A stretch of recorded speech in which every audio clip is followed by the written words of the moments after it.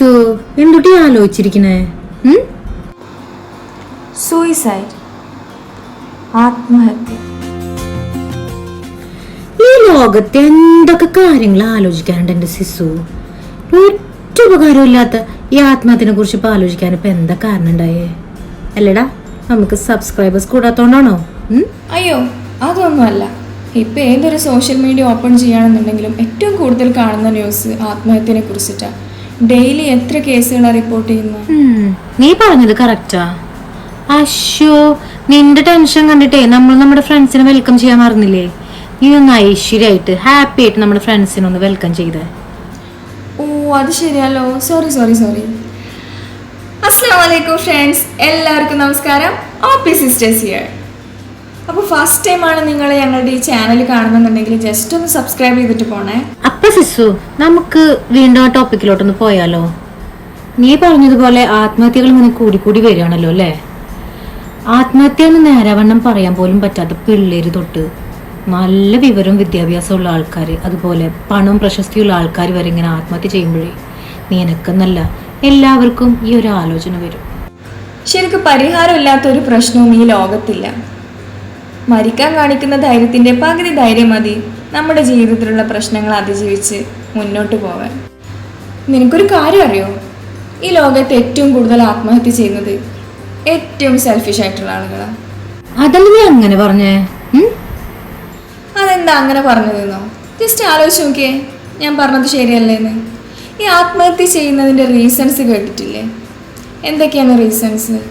Exam failed ആവുക, അതുപോലെ നമുക്ക് ഉദ്ദേശിച്ച കാര്യം നടക്കാതിരിക്കുക, പ്രണയ നൈരാശ്യം, ക്രെഡിറ്റ് കാർഡ്, ലോണ്, അങ്ങനത്തെ കുറച്ച് സാമ്പത്തിക ബാധ്യതകൾ, കുടുംബ പ്രശ്നങ്ങൾ, ജോലി സമ്മർദ്ദം, ഇങ്ങനത്തെ ഒരുപാട് കാരണങ്ങളാണ് ഈ ആത്മഹത്യക്ക് പ്രേരണയാവുന്നത്. ഈ പ്രോബ്ലംസ് ഒക്കെ ഫേസ് ചെയ്യുമ്പോൾ ആ ഒരു സമയത്ത് നമ്മുടെ മനസ്സിലുണ്ടാവുന്ന ഒരൊറ്റ നിമിഷത്തെ മനോവികാരമാണ് ആത്മഹത്യ ചെയ്യാൻ മനുഷ്യരെ പ്രേരിപ്പിക്കുന്നത്. അവരൊരിക്കലും ആലോചിക്കുന്നില്ല മരിച്ചു കഴിഞ്ഞാൽ എന്തൊക്കെ സംഭവിക്കാൻ പോകുന്നതെന്ന്. അവരെക്കുറിച്ച് മാത്രമേ ചിന്തിക്കുന്നത് മരിച്ചു കഴിഞ്ഞാൽ പ്രശ്നങ്ങളൊക്കെ അതോടുകൂടെ സോൾവ് ആയിരുന്നു. പക്ഷേ അവർ മരിച്ചു കഴിഞ്ഞാൽ മറ്റുള്ളവർക്ക് പ്രശ്നങ്ങൾ സ്റ്റാർട്ട് ചെയ്യാനെന്ന് അവരൊരിക്കലും ചിന്തിക്കുന്നില്ല. അപ്പോൾ ഒന്ന് ആലോചിച്ച് നോക്കിയേ, ഒരു മരണം കഴിഞ്ഞാൽ ആ വീട്ടിൽ അവരുടെ പാരൻസ്, അവരുടെ ഫ്രണ്ട്സ്, ഏറ്റവും പ്രിയപ്പെട്ടവർ, ഇവർ നേരിടേണ്ടി വരുന്ന ക്വസ്റ്റ്യൻസ്, മറ്റുള്ളവരുടെ മുന്നിൽ പ്രതിയായിട്ടുള്ള ഒരു രൂപത്തിലുള്ള നൃത്തം, അവരുടെ പ്രൈവസി എല്ലാം നഷ്ടപ്പെടും. നാട്ടുകാരിലേക്കും മീഡിയകളിലേക്കൊക്കെ എത്തുമ്പോഴേക്കിന് അതൊരുപാട് ദുരൂഹതകൾ നിറഞ്ഞൊരു മരണമാവും, ആത്മഹത്യ കൊലപാതകമാവും. അതുപോലെ തന്നെ നമ്മൾ ആ ഒരൊറ്റ നിമിഷത്തിൽ ആത്മഹത്യ ചെയ്യുമ്പോൾ നമ്മുടെ പാരൻസിന് ജീവിതകാലം മുഴുവൻ നമ്മളെ ഓർത്ത് ദുഃഖിക്കേണ്ട ഒരവസ്ഥ വരും. നമ്മൾ അത്രമാത്രം സ്നേഹിച്ചിരുന്ന ആൾക്കാർ നമ്മളെക്കുറിച്ച് ഓർത്ത് ജീവിതകാലം മുഴുവൻ ദുഃഖിക്കുക എന്ന് പറയുമ്പോൾ സെൽഫിഷ് എന്ന് തന്നെ അല്ലേ പറയേണ്ടത്? സ്വന്തം പ്രശ്നം സോൾവ് ചെയ്യാൻ വേണ്ടി ആത്മഹത്യ ചെയ്യുന്നവർ ഒരിക്കലും ആലോചിക്കുന്നില്ല അവരുടെ മരണത്തിന് ശേഷം സംഭവിക്കാൻ പോകുന്നത് എന്താണ്.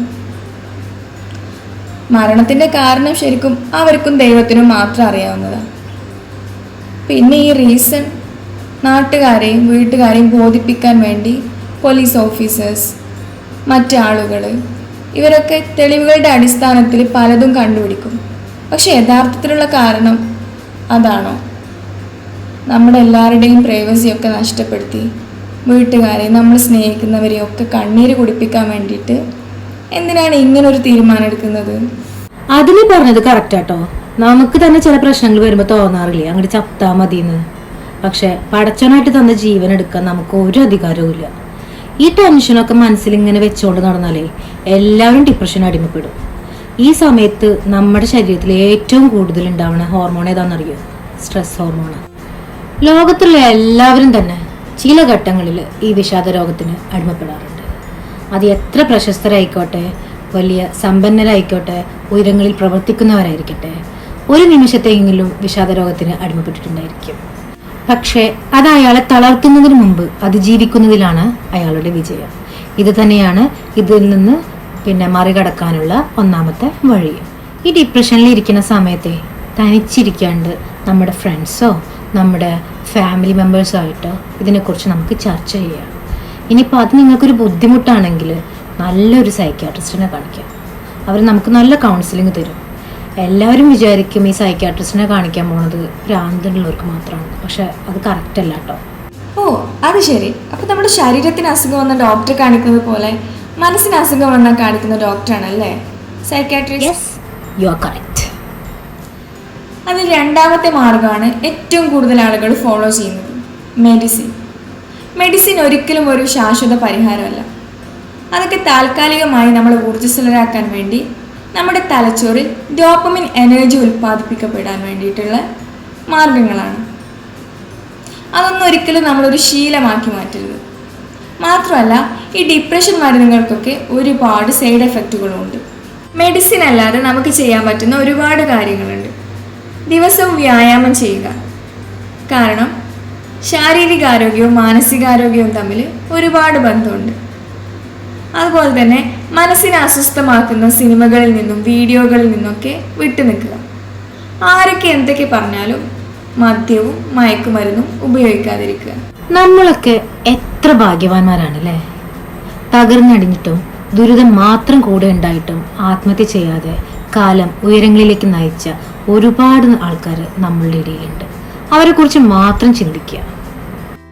ഒരു കാര്യം മനസ്സിലാക്കുക, അപൂർവമായി കിട്ടിയ ഈ ജീവിതം പാതി വഴിയിൽ ഉപേക്ഷിക്കാനുള്ളതല്ല. നാളെ നമ്മളെ കാത്തിരിക്കുന്നത് ആഹ്ലാദത്തിന്റെ ദിനങ്ങളാണെങ്കിലോ. ഇതൊക്കെ പറഞ്ഞപ്പോഴാട്ടോ എനിക്ക് കോട്ട് ഓർമ്മ വന്നത്. You only live once, if you do it right once is enough. അപ്പോൾ ഇന്നത്തെ ഞങ്ങളുടെ ഈ ഒരു ചെറിയ മോട്ടിവേഷൻ വീഡിയോ നിങ്ങൾക്കൊക്കെ ഉപകാരപ്രദമായിട്ടുണ്ടെന്ന് വിശ്വസിക്കുന്നു. ഇതുപോലത്തെ നല്ലൊരു വീഡിയോ ആയിട്ട് ഞങ്ങൾ ഇനിയും വരും. അതുവരെ എല്ലാവരും സേഫ് ആയിട്ടിരിക്കുക. ഒരു കാര്യം പ്രത്യേകം പറയാനുള്ളത്, ഇവിടുത്തെ റൂൾസ് ആൻഡ് റെഗുലേഷൻസിൽ മാത്രമേ ചേഞ്ചസ് വരുത്തിയിട്ടുള്ളൂ. കൊറോണയ്ക്ക് ഇപ്പോഴും ഒരു ചേഞ്ചും വന്നിട്ടില്ല. അതുകൊണ്ട് എല്ലാവരും be safe, keep watching and supporting us.